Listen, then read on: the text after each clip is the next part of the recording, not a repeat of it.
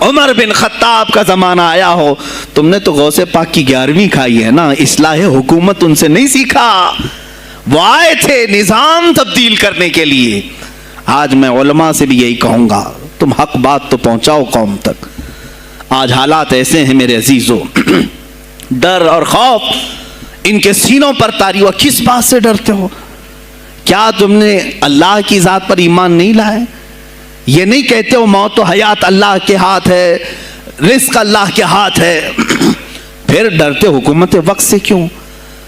مجھے ابھی چند دنوں پہلے ایک میسج یہ بھی آیا تھا کہ حضرت آپ تو پاکستان کے علامہ خادم حسین کی تعزیت پر بیان کر رہے ہو، آپ دیکھ نہیں رہے یہاں کا ماحول کیسا ہے؟ عزیزان گرامی، اس دن مجھے افسوس اس بات پر ہوا، سوال پر، ہائے افسوس، اس قدر تمہارے ضمیر مردہ ہو گئے، اس قدر تم بزدل ہو گئے، لاکھوں لوگوں کے دلوں میں شمع عشق مصطفیٰ جگانے والے پر تمہاری زبان بند ہے، تمہاری زبان بند ہے۔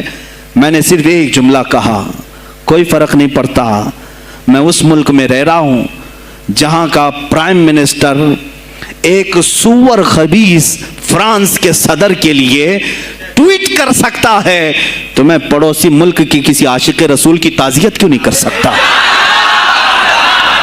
کیوں نہیں تعزیت کر سکتا؟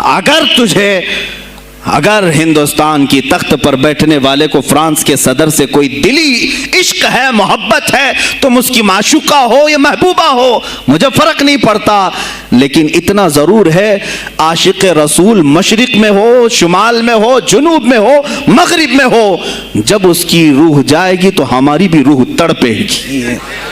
ہماری ڈور بندھی ہوئی ہے مدینۃ الرسول سے۔ میرے آقا صلی اللہ علیہ وسلم کی جو بات کرے گا وہ پھر کسی بھی ملک کا باشندہ ہو۔ تم کہتے ہو تعزیت کے لیے، ارے میرے عزیز، اگر میں سامنے ہوتا تو اس کے قدموں کی خاک میں اپنے امامے پر رکھتا۔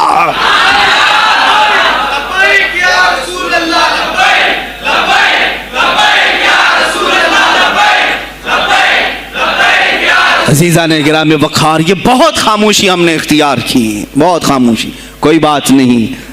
تم دیکھو گے حالات خراب ہونے کی جو شکایات آج کر رہے ہیں علماء، تم سب کے سب جاؤ گے۔ مجھے ابھی بچوں نے بتایا کوئی کانگریس کے لیڈر کا انتقال ہو گیا تو پیر صاحب تعزیت کے لیے باہر کھڑے ہو گئے، باہر آ گئے، ہم ان کی تعزیت کرتے ہیں۔ ڈوب مرو چلو بھر پانی میں، تمہاری گدی پہ ہی مر جاؤ۔ تمہاری زبانوں پر جب عاشق رسول کے لیے تعزیت کے الفاظ آنے میں ہچکچاہٹ آتی ہے، کون سا عشق رسول، کون سا کلمہ تم نے پڑھا ہے؟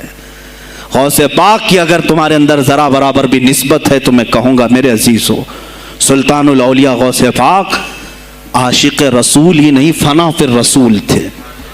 میرے نبی کی بات پر اگر کوئی انگلی بھی اٹھاتا، آپ یا تو اپنی کرامت سے اس کا منہ توڑ جواب دے دیتے۔ کسی عیسائی نے صرف یہ کہا تھا میرے نبی عیسیٰ افضل ہے، وہ مردوں کو زندہ کرتے تھے، آپ کو جلال آیا، کہا محمد افضل نہیں ہے اس لیے کہ وہ مردے زندہ نہیں کرتے تھے، آپ اس کا ہاتھ پکڑ کر قبرستان لے گئے۔ میرے نبی پر بات کرتا ہے، میں تجھے زندہ کر کے دکھاتا ہوں۔ اپنی کرامت سے مردے کو زندہ کر کے دکھایا۔ اب بول کون افضل ہے، عیسیٰ افضل ہے کہ میں افضل ہوں؟ تو نے تو عیسیٰ علیہ السلام کو مردے زندہ کرتے دیکھا تو نہیں، لیکن عبد القادر کو سامنے دیکھا۔ غوث پاک نے کہا میں اپنا موازنہ عیسیٰ علیہ السلام سے نہیں کرتا ہرگز، لیکن یاد رکھنا میرے نبی پر اگر زبان کھولے گا تو عبد القادر اپنے قدم سے اس کو جواب دے گا۔ وہ جواب دیتے، آپ کی زندگی ناموس رسالت کی حفاظت کے لیے گزری ہے۔ سلطان الاولیاء